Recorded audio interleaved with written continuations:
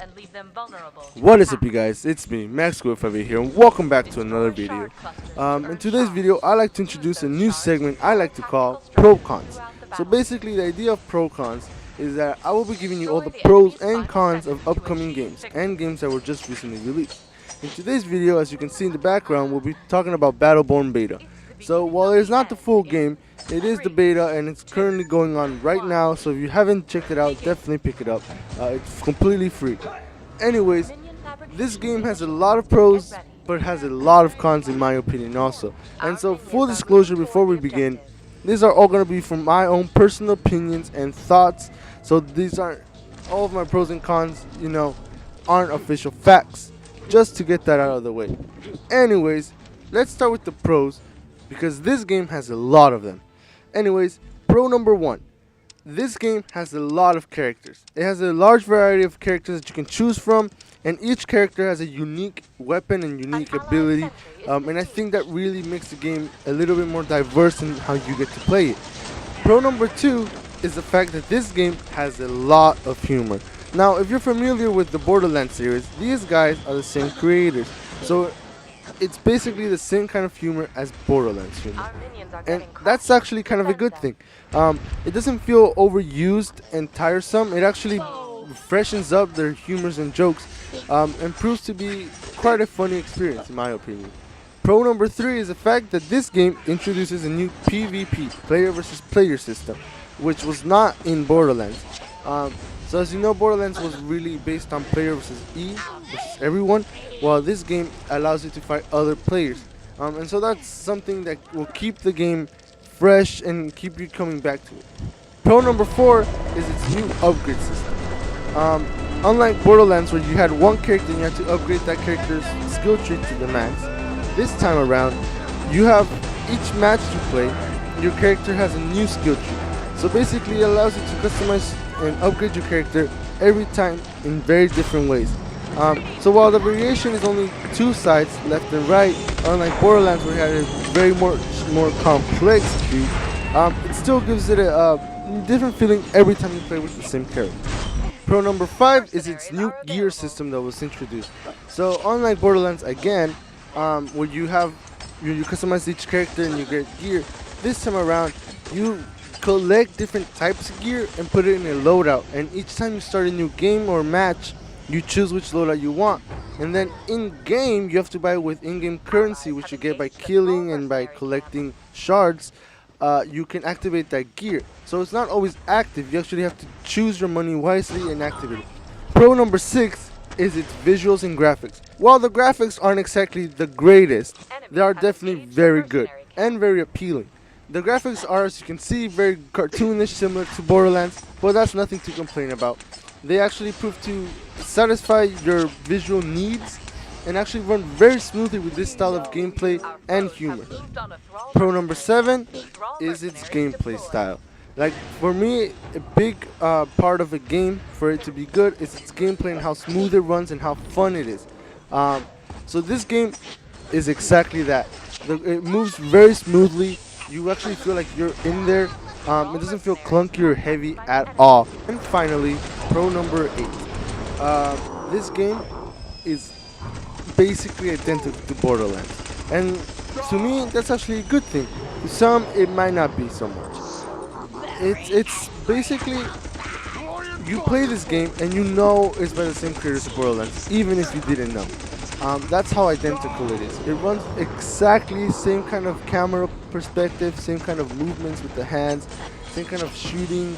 It's very similar, but I'm not complaining. I love Borderlands. It's a great series. I love how the gameplay runs and its style of humor and everything. And this game is basically the same but different in a good way. And now to the cons of the game, which unfortunately, in my opinion, there's also a lot of cons. Con number one, it's identical to Borderlands. And I know I just said a second ago that that was a good thing. At the same time, it's not a good thing. Because if you think about it, this was their new game, their new AI. So we wanted something fresh, something new. We didn't want Borderlands again. And if we did want Borderlands, we want Borderlands 3, not BattleBorn. So you see what I mean? it was too similar to Borderlands, and I feel it kind of loses its originality, even though the concept of the game is very different than Borderlands. It's so identical. It's a little annoying and feels kind of poorly made in the sense where they kind of were afraid to try something new. They tried something new with its new PvP and new different characters, but it's too close to Borderlands, and I feel like some people would definitely find that bothersome. Con number 2 is that loot system sucks. It is nothing compared to Borderlands. Now, I'm like every other gamer. I enjoy getting rewarded for what I do, and this game fails to do so in my opinion. The only reward you actually get is credits, which you can use to buy packs, which you used to get gear, which even then the gear isn't that rewarding. Unlike Borderlands, where after every boss you got like a big loadout chunk where you got a lot of weapons and different stuff. It's nothing like that. After you finish a campaign and fight a boss, all you get is maybe some gear, like rare gear, and that's about it, and it doesn't feel that rewarding to me, in my opinion. Now, con number 3 is its customization. Its character customization is really basic. Compared to Borderlands, where you could customize the camo of your skin, what gear you had on, and how you looked in your appearance, this game really doesn't do that. You can change your color, and I'm not really sure if you can change your appearance, but last time I checked, you really didn't. And so I feel like you could have added more gear appearance-wise, and I think it fails to do that. Con number 4 is the fact that you don't get to use any other weapons except the one you are using with your character. So now I know I said each character has a different weapon, but you can't change that weapon once you're stuck with that character. And since you can't change characters in between matches, you're stuck with whatever that weapon is. So if that weapon really sucks or you don't really like it, you're stuck with it forever. It's unlike Borderlands, where you have shotguns, assault rifles, different kind of weapons you can switch from. This game, you're stuck with whatever you have. So if you're not a fan of melee, but you really like the character's abilities, you're stuck with melee. And I find that to be a little bit not as flexible as Borderlands. Con number 5 is the fact that the waiting times for this game are absolutely insane. Whenever starting a private campaign or joining a PvP match, it just took way too long to get into a server and to find players. Now, I don't know if this is just because of the beta and they're still fixing out the server issues, but in my opinion at least, I took a long time to find a match, about 3, 4, 5 minutes. In my opinion, that's way too long to join a PvP match or even campaign. And I just think that's really an improvement that they should focus on. Con number 6 is that this game is like pure online game. You need Wi-Fi to play this game. If you want to enjoy even the campaign aspect of it, you need Wi-Fi. And I really am not a fan of that.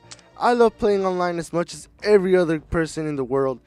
But when the game relies so heavily on Wi-Fi to just even play the game, to set up your profile and account, something has to stop. Because even a lot of people still don't have Wi-Fi, couldn't afford it, and that just seems very unfair to not be able to enjoy this game if you don't have Wi-Fi. Not to mention, if your Wi-Fi goes out or something happens, you can't even play it single player because it basically relies on Wi-Fi to be able to play this game right. Con number 7 is that, in my opinion, the characters were not balanced at all. Some characters felt so overpowered and some felt so weak. I don't know if it's just because I suck with certain characters, but whenever I play online, people usually chose the exact same characters for a reason, because those were the good characters. I tried playing as many as I could, and in my opinion, I definitely struggled with some of the melee characters because, well, when they're shooting at you, melee is very, very bad because you take a lot of damage as compared to a tank that takes a lot of damage and deals a lot of damage. So I feel like character balancing is something this game needs to improve on. Con number 8 is that the matches take way too long to finish. The multiplayer matches, I mean. It took about somewhere between 20 to 30 minutes to finish the match. If both teams aren't really progressively doing anything, these matches can last for a very long time, and I'm not a fan of that. I don't want a short game, but I don't really want a long game either, because then you have to finish the match to get everything you got from that match, like the experience and etc. Con number 9 is the objectives in this game. Well, multiplayer wise, the game modes that are introduced. Um, in my opinion, they were a little bit complicated to understand. I feel like they tried to make something unique, something that hasn't been done before, like the typical TADM and capture the flag. They tried to do something unique, something different. But when I first played, I found it kind of confusing, like what I had to do. And with all the chaos that's going on, I really struggled with following what was going on. And addition to that, objectives, people really didn't do the objectives. From the matches I played, people were mostly focused on killing each other rather than actually doing what they had to do. And I feel like that was, maybe it was just in my experience, but I feel like the objectives were really kind of ignored because of how much different they were. And finally, con number 10. And I think this one only applies to me, but I had a lot of trouble moving around the map. Whenever I was in a gunfight, I would slowly back up and I would get stuck on a corner or an object that I wasn't expecting there to be, and it would cost me a kill. And sometimes I would also, the players would bunch up and I would have trouble getting out of tough situations because of so many people were crowded. And even my own teammates, they would push me out of the way and push me into danger, and it would cause me to die. And I really didn't like that. And I don't know if it's just me that I don't know how to move well, but I really struggled with that, and it kind of bothered me a little. And so, the overall pros in this game were a number of 8, and the overall number of cons in this game were 10. So of course, these are all based on my personal opinion. You might like some of the things that I didn't like, and you might hate some of the things that I did like. So, in my opinion, this game is mediocre. It's definitely a good game, and it's definitely something you should check out. Is it worth the $60? I don't think so. I feel like that's a little bit expensive for what really is just a multiplayer game, because the campaign didn't feel as original and as good as Borderlands.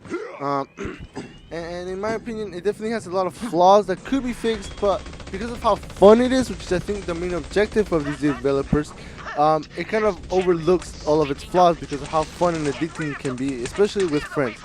And as I mentioned, definitely pick it up right now that the beta is going on. It's still on, I believe. So don't take my word for it. Check it out. It's completely free.